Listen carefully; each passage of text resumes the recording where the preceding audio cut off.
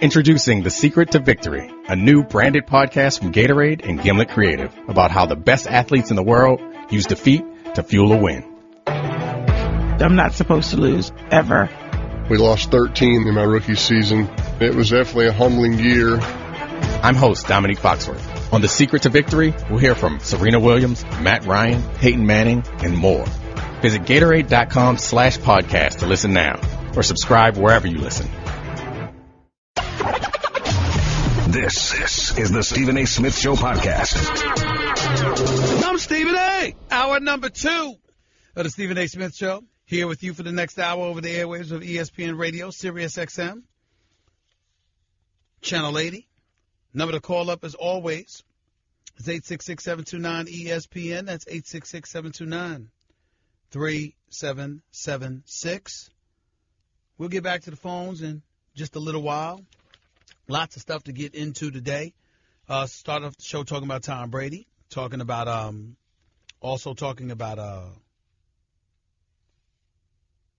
Jay Cutler, Colin Kaepernick. Those storylines ain't going anywhere. A couple of NFL stories I wanted to get to, by the way.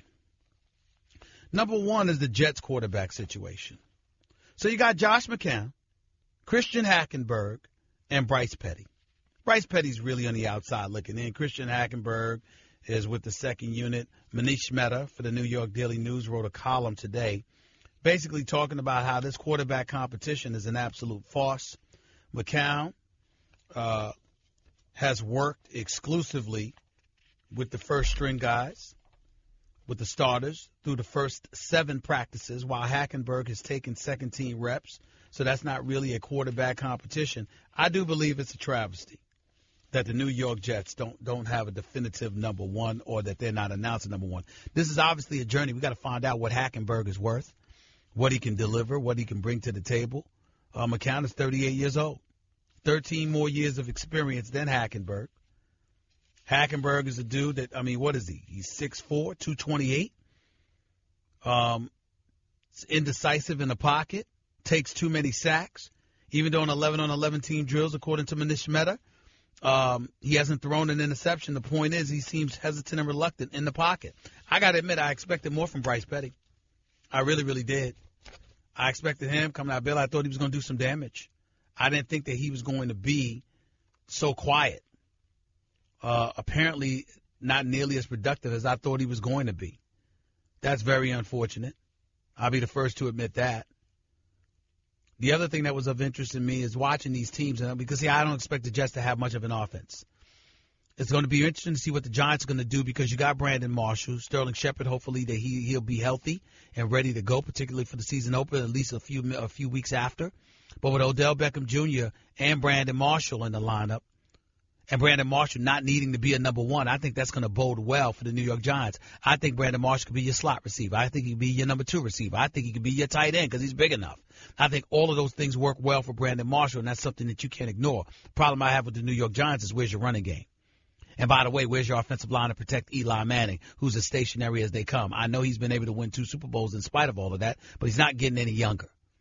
And what are you going to do to protect them? The defense improved tremendously last year. I expect that to continue. I think the Giants will be fine.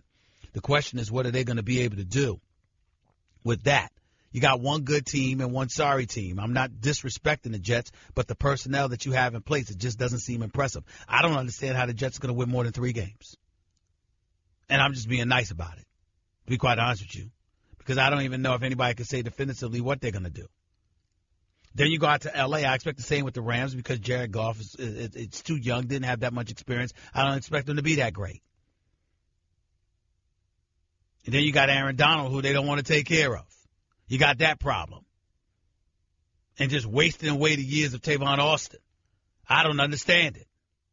So you got all of these problems there. But the other team in Los Angeles, the Chargers, I don't know if we can sneeze at this team. Yeah, the Chargers were 5-11 while the Rams were 4-12, but the Chargers were competitive. I read that in the L.A. Times this morning. They were competitive in most of their games last year. They just suffered meltdowns in the fourth quarter. The Rams were getting blown out by everybody. They got Jared Goff. You got a 14-year veteran and a 6-time Pro Bowler in Phillip Rivers, who's universally recognized as one of the better quarterbacks in the NFL. Fresh off of throwing for 4,386 yards, 33 touchdowns last year.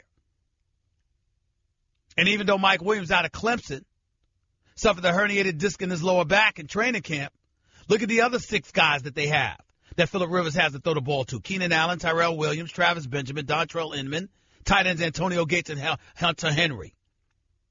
I don't know if you noticed or not, but Keenan Allen's no joke. And neither is Antonio Gates. And everybody in between are expected to be contributors. And you got Melvin Gordon, who rushed for 997 yards and touched 10 touchdowns last year, but caught 41 passes for 419 yards. So guess what? He's a pass-catching threat out of the backfield. Ken Wisenhunt, familiarity, that can't be ignored. Anthony Lynn is your new coach. What did he do? One of the first things he did was retain Ken Wisenhunt, who spent 8 years in Arizona as a head coach, and Tennessee, and 4 as an offensive coordinator in Pittsburgh and San Diego. And head coach Anthony Lynn, the new coach, said, quote, I thought it was very important. Read it from the LA Times. I thought it was very important because you don't want Phillip at this point in his career learning a new system. When you look at the most successful quarterbacks in the league, they're not playing for different coordinators every year. They're in the same systems. I want to win now so you can put all that other stuff aside and make this thing work. This is the new coach for the Chargers, who averaged 25.6 points per game last year, were 8th in passing and 14th in total offense. It's not like he's playing with an empty chamber. Actually, listening to him makes me feel a little sorry for Jay Cutler, because Lord knows he had to play for a bevy of coaches and offensive coordinators throughout his career. But maybe, just maybe, it was because he was getting them fired or making them want to quit. Just a thought. Just a thought. 866-729-ESPN. It's 866-729-3776. Just stuff that I wanted to get into. Thought it was necessary. I'm going to get into something about LeBron a little bit later on in the show as well, but for now, I'll get back to the phones. Bill in Queens, talk to me. What's up? Good afternoon, Steve. Thanks for taking my call. We spoke last week about the Kaepernick thing. Yes, sir. And, you definitely enlightened a little bit. But I guess where I get lost is everybody says Colin Kaepernick has the freedom to kneel, free of criticism and ridicule. And he has that right, just like all of us have the right to make decisions. Why shouldn't that same courtesy be extended to the owners? Well, it is. Hold on, whoa. It is being extended to the owners. Just because you're expressing disagreement with their decision doesn't mean the courtesy isn't being extended. It means you disagree. It's not like you're asking. It's not like you're asking for them to be stripped of ownership or to throw them in jail. And more importantly than that, what you're pointing to is the fact that people in power need to respect the power that's been bestowed upon American citizens. Okay, so if you're an owner and you have the power to hire and fire and things of that nature, right? But you want to bloviate about American ideals and talk about free speech and freedom of the press and all of this other stuff. How do you then turn around and conduct yourself in a fashion that wants to punish or install ramifications for those very rights that you extol? Right, but we all can't say that that's fact. That's speculation. That's true.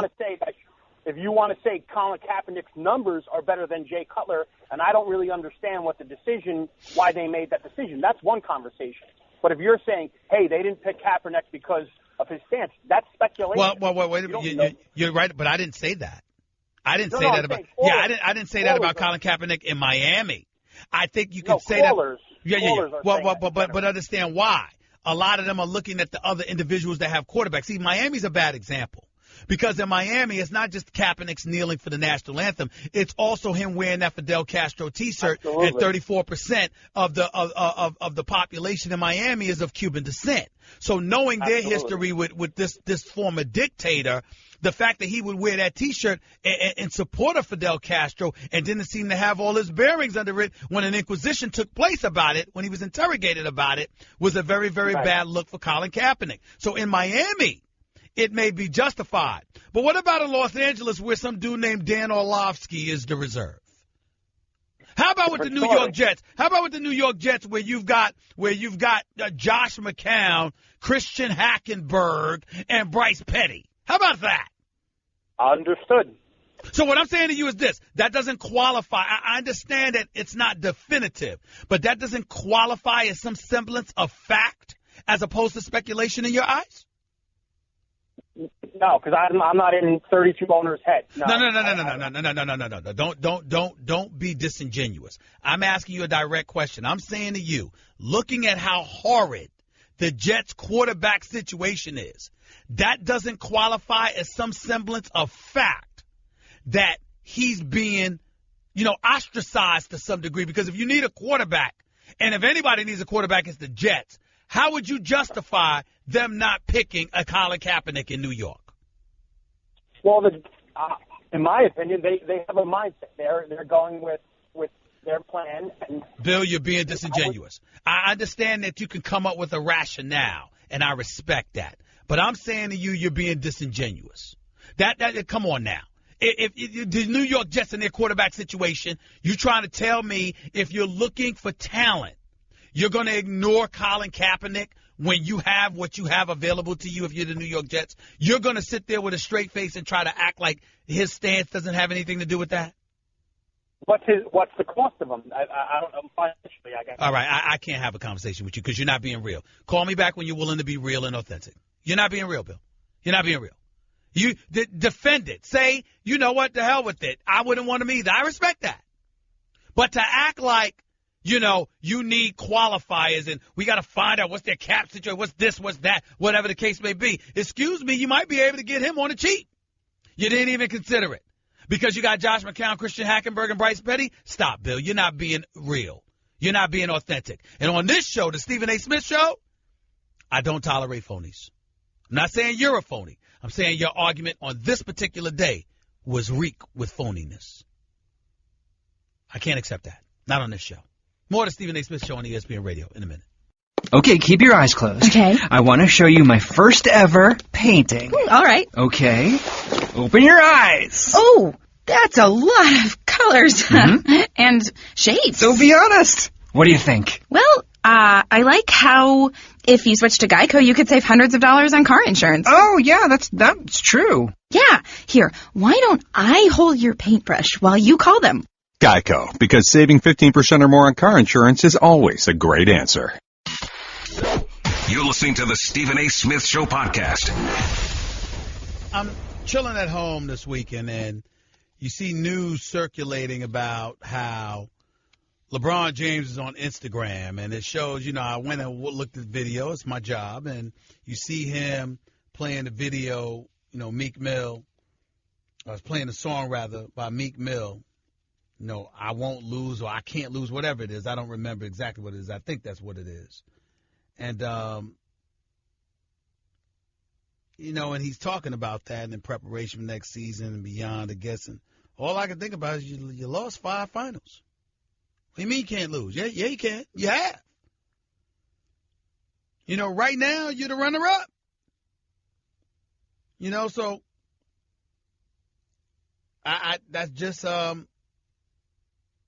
that's just what came to my mind. I mean, please don't get me wrong. I know he's one of the greatest in the world. I get it. But the flip side to it is that, you would think that if you lost, you'd just disappear. Go away quietly and just come back on a mission. I'm going to wreak havoc. I'm going to wreck shop. I'm going to destroy any and all in my path. There's nothing wrong with that. Absolutely, positively nothing wrong with that. But it's like, when the Golden State lost last year, I didn't hear a word from them. They were just waiting for this season. I mean, we saw that they got KD, and KD made noise by deciding to go there, but you didn't hear much from the Golden State Warriors. LeBron loses, and 3 days later, he's making videos on the day that they're having their parade. It's like, yo, you lost, bro. I know brand building and all of that other stuff. I mean, he's already a damn near billionaire. He's the real deal. I got it. But in the same breath, it's like, come on now. I mean, you lost. And everybody talk about Kyrie like, he chopped liver. I'm arguing with my man Max Kellerman today on First Take on ESPN, as we are every weekday morning. And Max Kellerman, I know that Kyrie's not LeBron. I know he's not better than LeBron. I know he could never be the player that LeBron is. But it's one thing to be second fiddle. It's another thing to be treated like a stepchild. I said, hell, even Scottie Pippen wasn't no stepchild. And when Max Kellerman refuted that, I want to call ESPN security and have him removed. I want to call the bosses and have him banned from talking about the sport of basketball. Scottie Pippen? A stepchild? I know he's not Michael Jordan, never was, never will be, never could. But who could? Kyrie can't beat LeBron. Who can? He's the best in the world. But to treat Kyrie like, oh, my goodness, I'm so blessed to be in your presence, as if this brother didn't average 29 during the finals or 27 in the finals the year before when they won. As if he don't close. As if you would be a champion if you didn't have him as a teammate, LeBron. Just like LeBron when they won a title without D-Wade. I mean, what is this? You know, D-Wade ain't LeBron, never was, never will be. That brother going to the Hall of Fame, no. D-Wade? Yes, he is. One of the great players in NBA history without question. 3-time champion. What you think this is? I mean, people kill me, man. They really do. Alonzo and Cali, you're live with Stephen A. Talk to me, man. Thank you for having me. But, back to that LeBron thing. I have 2 questions. But to that LeBron thing, if it wasn't for D-Wade, Ray Allen, and Kyrie, LeBron would be 0-8. Think about that. Whoa, stop. No, I'm going to say 1-7. 1-7. Okay. I think they beat Oklahoma City. They destroyed them. After Oklahoma City won that first game, Miami came back, won 4 straight, wiped them out. But Wade kept giving them that push in the fourth quarter when it was getting close. No. What I'm saying to you is that he showed up, he handled his business. All right? Okay. And by this time, they had handled the mantle. But against the Spurs first go-round, Ray Allen saved the day with that jump shot. Okay? Against Golden State, you've got Draymond Green gets suspended for Game 5, and then Andrew Bogut and Iguodala getting hurt. So those 2, to me, would have been losses. And that's why I would have been 1-7. Okay, well, I have 2 questions regarding the Kyrie thing. Do you have any updates on the trade market? And do you think if Minnesota offered Wiggins, you think the deal could be done? Since Kyrie, he doesn't want to commit to Phoenix. If Minnesota offered, no, he doesn't want to commit to Phoenix. He doesn't want to be there. He wants to go to Minnesota with Jimmy Butler and Karl Anthony Towns. Right. Would Minnesota give up Andrew Wiggins? They should. I'm not sure Cleveland would take just that. I think they want Wiggins, and they want picks. They want picks. Because they have about 2 first-round picks.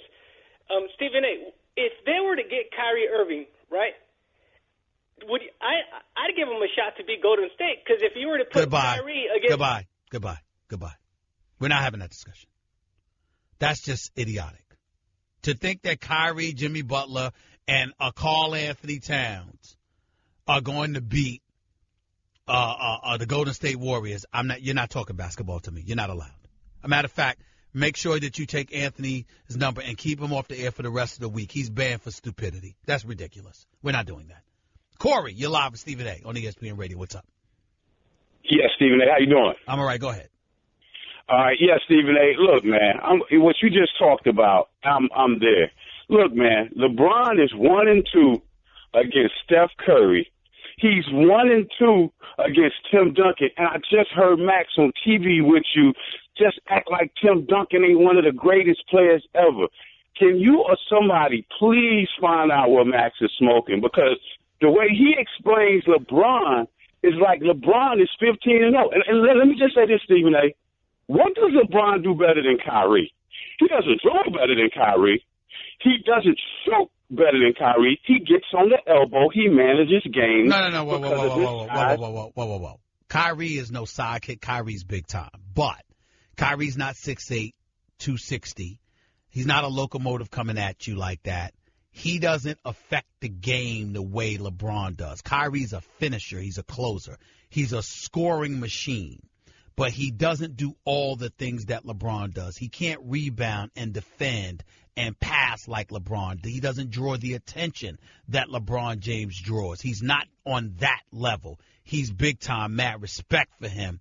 But Kyrie is not on that level with LeBron. LeBron is a game. He's a franchise altering individual. That's who he is. Kyrie is just a scoring machine, extraordinary at what he does, but relatively miniature because due to his size and stuff like that. He just can't affect the game the way that LeBron James can.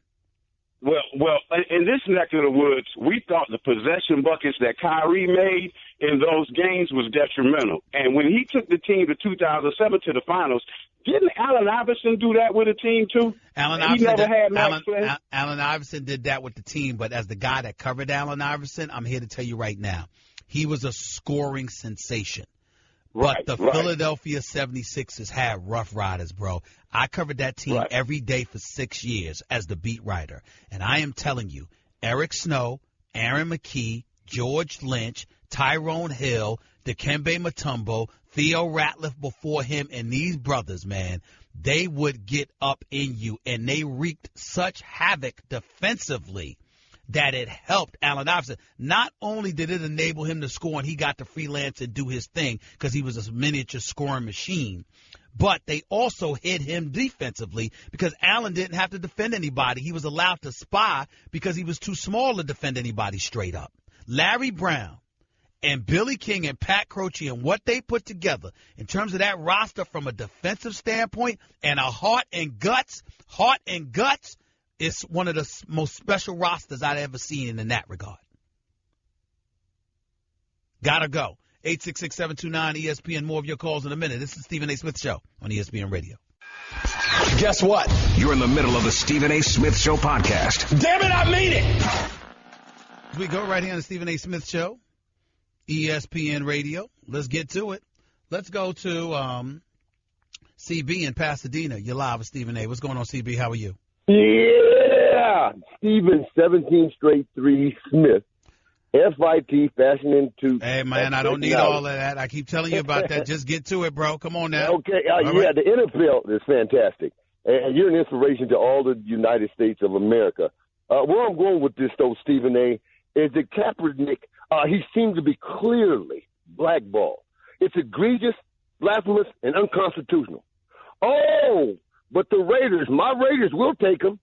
You know, known for taking since the great John Madden, Stephen A., the Raiders have always taken trouble players, or back then they called. Hasn't that changed a little bit, though? Hasn't that changed a little bit? Yeah.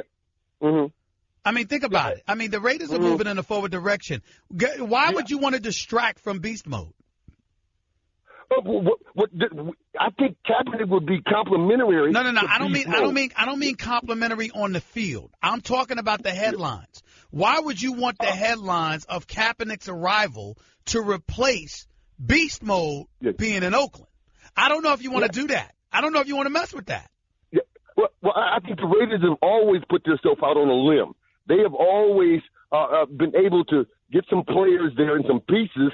And they kind of put the pass away. John Madden used to say, I don't care what you do. My brother, CB, you're not answering my question. You're giving me rationale and reasons, and I understand it. I respect it. I know there's a bunch of things we could come up with. I'm asking you a very simple question. Considering the hoopla surrounding the arrival of Beast Mode to his hometown of Oakland, playing in the silver and black, with those headlines combined with the Amari Cooper's Derek Carr's already being in uniform with Crabtree and the crew and being a potential Super Bowl contender, with the arrival of Beast Mode, why would you want to detract from that by bringing in the clear headliner that would be Colin Kaepernick for different reasons? Why would you want to do that? Because our backup quarterbacks last year, they stunk in the playoffs. Derek Carr, I'm not really all the way sold on him. I'm happy for him. I'm a Raider fan, and I like Derek Carr, but I'm not totally sold on him, Stephen A. And so, in our backup quarterbacks, Hoeing, and my other backup quarterback, he went down before the playoffs even started. He got injured. Good point. So you bring in a Kaepernick. He's about 6'6". I'm about 6'6", 223. Kaepernick is about probably 6'6", 240, and just the athleticism. And when he played against Miami, I believe last year, he threw for like 300 and something yards, and he ran for about 110 yards, had no interceptions. He had one interception, but the receiver slipped down. So he has the potential there. And Kaepernick has gone to the Super Bowl and also the NFC championship. Okay. So the experience should be there. No, I mean, now listen, the biggest argument you made was the backup quarterback situation in Oakland. You're absolutely right about it. So I'm certainly not going to knock you for that. But I'm looking at Colin Kaepernick's stats here. He threw for 296 against Miami, 29 for 46, 296 yards, 3 touchdowns, 1 interceptions, a quarterback rating of 94. That was his best game of the season last year. I'm sorry, his second best game. His first game, he threw for 398 yards in a loss to New Orleans on November 6th, 41-23, 24-39, 398 yards, 2 touchdowns, 1 interception. Those were the 2 biggest games he had last year. Appreciate it, CB. Thank you so much. Let's go to Dwayne in Compton. You're live with Stephen A. What's up, Dwayne? Good afternoon. How are you? What's going on, Stephen A? Talk to me, big bro. Hey, a couple of things I need to holler at you about. I didn't get a chance to get on there with you on Friday when you was talking about the Aaron Rodgers comparison. Sure, go ahead. One of the things I wanted to hit you about, why nobody ain't saying nothing about Steve Young. Steve Young is just as quintessential to Aaron Rodgers. Hall of Famer, great player. You know why they don't bring up? You want me to tell you the real reason why we don't bring up Steve Young nearly as much as we should? Because obviously he was great and he's a Hall of Famer. You want me to tell you the biggest reason why? I'm listening. Because if you bring up Joe Montana, why bother? Because he was the guy that succeeded Joe Montana. And Joe Montana sort of derailed his career by putting it on hold because he couldn't get the job ahead of Joe Montana. I got you. And my thing is, too, though, Stephen, you mentioned about Aaron Rodgers. You were saying, well, you know, the defense was basically popcorn. You know, they couldn't hold nothing horrible. But I'm saying in the game of sports, what we're talking about? We're talking about points, right? Yeah, we are talking about points. So somewhere down the line, Green Bay did stop him, and Aaron Rodgers failed to score enough points. Let me ask you a question. I'm gonna get you right here with this, Dwayne. I'm gonna get you right here, okay? Dwayne, other than one game, I believe it was back in 2011, the year after they won the Super Bowl, when he had a horrible playoff performance against the Giants. Can you name a game watching Aaron Rodgers where it was his fault the team lost? What? I mean, wait. Come on, Dwayne. I asked you for one. 1 in 6 years, Dwayne. Give it to me, bro. But come on, Steve. Come on, Dwayne. When you're the best, when you're the best, and you want to fall in them Brady's and Jordan situations, you galvanize your troops. You make them better. Whoa. Dwayne, that's not fair. Dwayne, he can't play defense for them. Dwayne, you ain't got to play defense. Dwayne, come on, stop it. Dwayne, he cannot play defense for them. You can't do that. You can't hold him accountable for that. I mean, them brothers couldn't play pop water. Come on, Dwayne. You saw them. Did you see what Kirk Cousins did to Green Bay's defense last year? Did you see that? They made Kirk Cousins look like Steve Young and Joe Montana combined. You give me all you backtracking. I'm not. Come on. Let's move on, Stephen. We're gonna move on from that. Now let's go back. I want to really ask you a question. When you made that, when you went on Sports Center and all that, and you were saying that LeBron went ahead and was talking, said about, he said if Kyrie was in front of him, I got called from a LeBron James confidant who told me that verbatim, and I said it on Sports Center. That's what happened. Go ahead. Okay. So my question is this: did you not make a kind of similar statement? Maybe not to that aspect, but you have back in the day said something about Kevin Durant. About Melo. No, never about. No. You mean Kevin Durant? No. I'm talking about Melo. When you was one time, I think you said something about Melo, and as far as New York was, and Melo said, "Why didn't you call me?" Yep. Okay. So my thing is this: even though LeBron, closest confidant or whatever, might have spoke that. I'm saying in that situation where, you know, things are kind of dicey between him and Kyrie, why couldn't you have picked up a phone and say, hey, LeBron, listen, no, this is a situation. I'm not saying where it came from. I did, Dwayne. And what happened? I did. You go ahead and do that? No. I called. I could not reach him, and his confidants called me back. So, you know, you have these guys that sometimes they speak directly, sometimes they send intermediaries.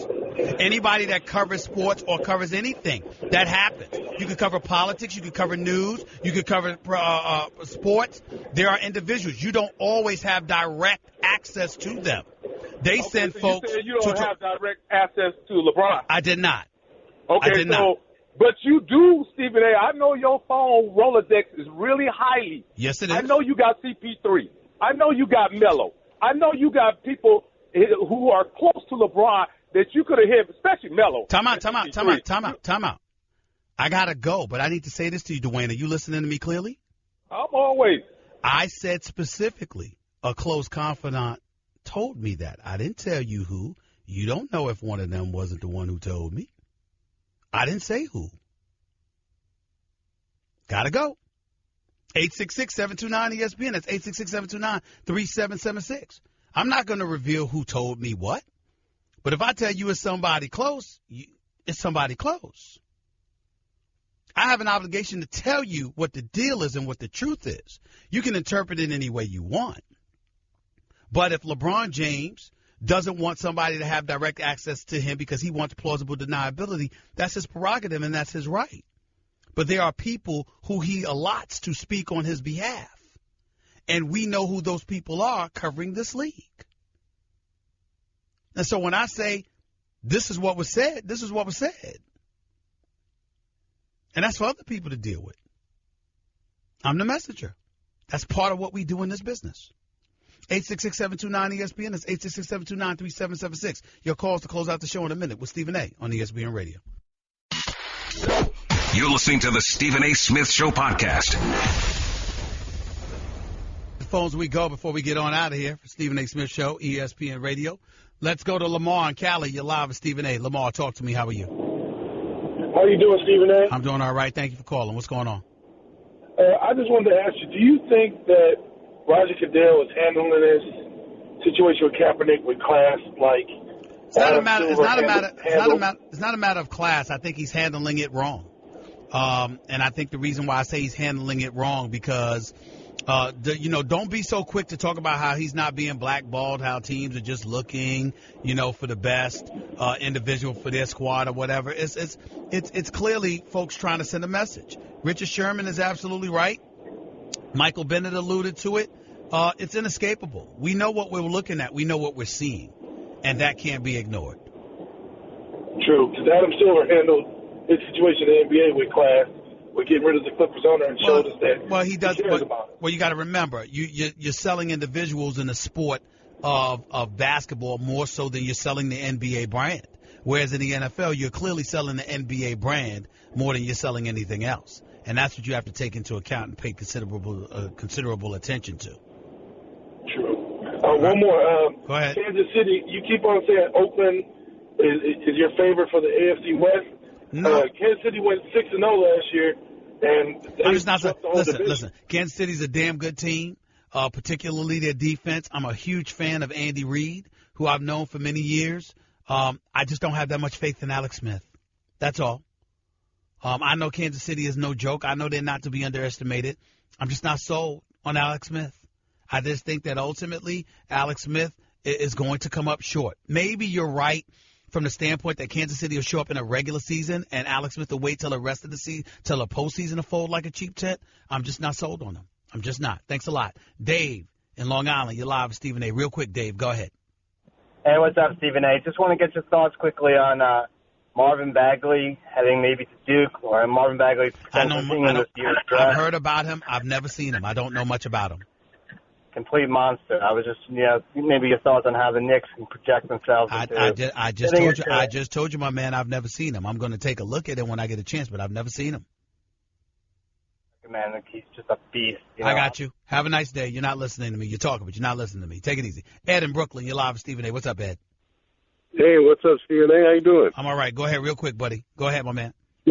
Yeah, I got a trade that will keep LeBron in Cleveland and also get him by Golden State. At the trade deadline, you trade Kevin Love and Kyrie Irving for Russell Westbrook and Paul George. I don't know if Cleveland would want to do that, and the reason why is because you've got Paul George, who's going to be a free agent. You've got Russell Westbrook, who can get out as well. They may want to stay. If you are Oklahoma City, who's to say that Kyrie is not going to leave you for a year later? Then you're having to move him, and what kind of assets that you're going to get. If you're going to lose Russell Westbrook, it needs to be for a long-term solution or a bunch of picks and a younger player or whatever the case may be. Paul George is planning on going to Los Angeles. The only hiccup would be if he can play directly with LeBron in Cleveland, which is not something he would turn down. But it's something worth considering. I just consider it highly unlikely. But I don't blame you for making that call. That's an interesting scenario. Thanks a lot. Charlie in Queens, real quick. You're live with Stephen A. Go ahead. What's up, Stephen A? I'm all right. You got a minute, buddy. Go ahead. All right. So I'm not a fan of Colin Kaepernick's stances or the sitting and kneel down, but the lunacy part is how the heck he can't get a job while Jay Cutler, the disgusting, nauseating, lazy schlub quarterback, is going to find a job. I don't know. It finds me so annoying. I know Colin Kaepernick has more talent and he has a little successful resume in the playoffs, and Cutler doesn't have anything. Well, a little success. Colin Kaepernick went to a Super Bowl. Jay Cutler has been in 2 playoff games his entire career. Period.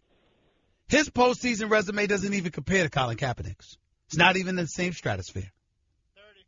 Without question. Appreciate the call, Charlie. Thank you so much. We all know what's going on, but Miami is not the place, is not the example to use. Again, owner Stephen Ross has to take into account that Cuban population. Colin Kaepernick should have never wore that Fidel Castro T-shirt, but there's no way on earth that he should be without a job at this particular moment in time. It just should not happen. By the way, Tom Brady, come up with a better answer than it's none of your business when it comes to concussion issues, please. Talk to y'all in 22 hours. Peace and love. That's just a sample of what you'll hear on the Stephen A. Smith Show. Weekdays at 1 p.m. Eastern on Sirius XM Channel 80 and the ESPN app.